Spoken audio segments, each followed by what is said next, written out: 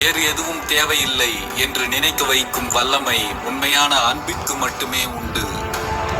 ஏமாற்றம் ஏற்படும் போது சற்று நிதானமாக யோசித்தால் தெரியும் நாம் எதிர்பார்த்ததே தவறு என்று. நாம் நமக்கு பிடித்தவர்களிடம் உண்மையாய் இருப்பதில் ஜெயித்து விடுகிறோம். ஆனால் அதே உண்மையை அவர்களிடமும் எதிர்பார்ப்பதில் தான் தோற்று விடுகிறோம். வெற்றி பெறுகின்ற ஒவ்வொரு ஆண்களின் பின்னாலும் ஒரு பெண் இருக்கிறாளோ இல்லையோ தெரியாது. ஆனால் வழி தவறி நிற்கும் ஒவ்வொரு பெண்ணின் வாழ்க்கைக்கு பின்னாலும் ஒரு பொறுப்பற்ற ஆண் கண்டிப்பாக இருப்பான். இப்போதே சிரித்து வாழ பழகிக் கொள்ளுங்கள். பிறகு அதற்கு உங்களுக்கு நேரம் கிடைக்காமல் கூட போகலாம். எப்படிப்பட்ட வாழ்க்கை அமைந்தாலும் உங்களை அழ வைத்து விடும் நீங்கள் எதிர்பாராத நேரத்தில். நம்மை நம்பியவர்களை எந்த சூழ்நிலையிலும் ஏமாற்றி விடக்கூடாது என்று நினைப்பவர்கள்தான் எல்லோராலும் எளிதாக ஏமாற்றப்படுகிறார்கள். தனித்தே நின்றாலும் துணிந்து நில். பிறருக்கு நீ தாழ்ந்து போக நினைக்கும் போதுதான் இந்த உலகம் உன்னை காலில் போட்டு மிதிக்கத் தொடங்குகிறது. சில சமயங்களில் சிரிப்பதே மேலானது. ஏன் அழுகிறோம் என்ற கேள்விக்கு விளக்கம் கொடுப்பதை தவிர்ப்பதற்கு. சிலர் நம்மை விட்டு தொலைந்து போன பிறகுதான் அவர்களை நேசித்து தொலைந்து போன நம்மை நம்மாலேயே கண்டுபிடிக்க முடிகிறது.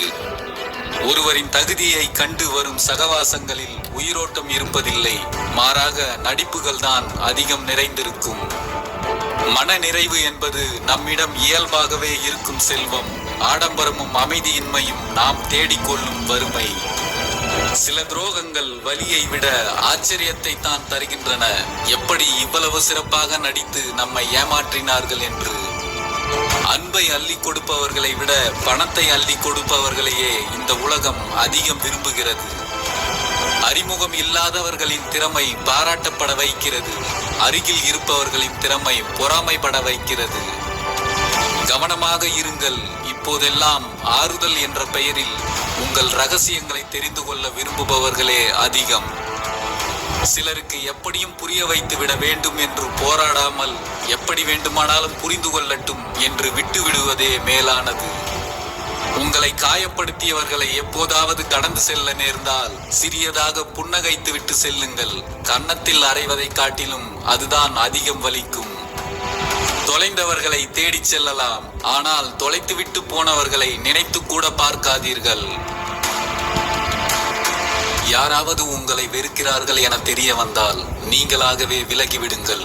அவர்கள் அதை வார்த்தைகளால் வெளிப்படுத்தும் வரை காத்திருக்காதீர்கள். அதிகமாய் பேசுவது அன்பின் தொடக்கம். கோபமாய் பேசுவது உரிமையின் தொடக்கம். மௌனமாய் இருப்பது பிரிவின் தொடக்கம். சிலர் சொல்லும் வார்த்தைகள் நம்மை கொல்லும் என்பதை நீ என்னதான் கத்தினாலும் கதறினாலும் அவர்கள் காதுகளுக்கு எட்டாது.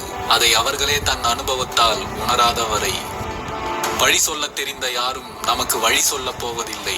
நம் வாழ்க்கையை நம்மால் மட்டுமே வாழ முடியும். அடுத்தவர்களின் பழி சொல்லுக்கும் பாராட்டுகளுக்கும் செவி சாய்க்காதே. கண்டிக்கக்கூடிய நியாயமும் அதிகாரமும் உங்கள் பக்கம் இருந்தாலும் எதிராளியை மன்னித்து விட்டுவிட சந்தர்ப்பம் இருக்கிறதா என்று பாருங்கள். நம் இதயத்திற்கு சம்பந்தமில்லாத வார்த்தைகள் நம் நாவிலிருந்து வெளிப்படலாம். ஆனால் நம் நாவிலிருந்து வெளிப்படும் ஒவ்வொரு வார்த்தைகளும் கேட்பவரின் இதயத்தோடு சம்பந்தப்பட்டு விடும் என்பதை மறக்காதீர்கள். இழந்து விட்டு நிற்பது கூட முட்டாள்தனம் அல்ல. இழந்ததையே எண்ணி இருப்பதையும் இழப்பதுதான் பெரிய முட்டாள்தனம். இந்த உலகில் எது ஒன்றுமே நமக்கு இரண்டு முறைதான் அழகாக தெரியும். ஒன்று அதை நாம் அடைவதற்கு முன்பு, இரண்டாவது அதை நாம் இழந்த பின்பு. நமக்கு நெருக்கமானவர்கள் செய்கின்ற தவறுகளுக்கு நாம் கொடுக்கும் சரியான தண்டனை மன்னிப்பு. அதை விடவும் பெரிய தண்டனை மௌனம். எப்போதும் சிரித்துக் கொண்டே கடக்க முடிவதில்லை. சில சமயம் சகித்துக் கொண்டும் கடக்க வேண்டியிருக்கிறது வாழ்க்கையை. ஒரு தவறு நடந்தால் முதலில் பிழையை உங்களிடமிருந்து தேடுங்கள். அடுத்தவர்களிடமிருந்து தேடாதீர்கள். நல்லவனுக்கும் கெட்டவனுக்கும் இந்த உலகம் வைத்திருக்கும் வரையறை ஒன்றே ஒன்றுதான். தம்முடைய சொல்லை கேட்டு நடந்தால் அவன் நல்லவன். தானாக சிந்தித்து நடந்தால் அவன் கெட்டவன். நாம் சந்திக்கின்ற சில தவறான மனிதர்களே நம் வாழ்க்கைக்கு தேவையான சரியான பாடத்தை கற்பித்துச் செல்கிறார்கள். நம்மை யாரும் அவர்களாக வந்து காயப்படுத்துவதில்லை. தேவைக்கு அதிகமாக மற்றவர்களுக்கு முக்கியத்துவம் கொடுத்து நாமே நம்மை காயப்படுத்திக் கொள்கிறோம். நமக்காக யாருமே இல்லை என வருத்தப்படுவதை விட நமக்கானவர்கள் அவர்கள் இல்லை என கடந்து போய் விடுவதே நல்லது.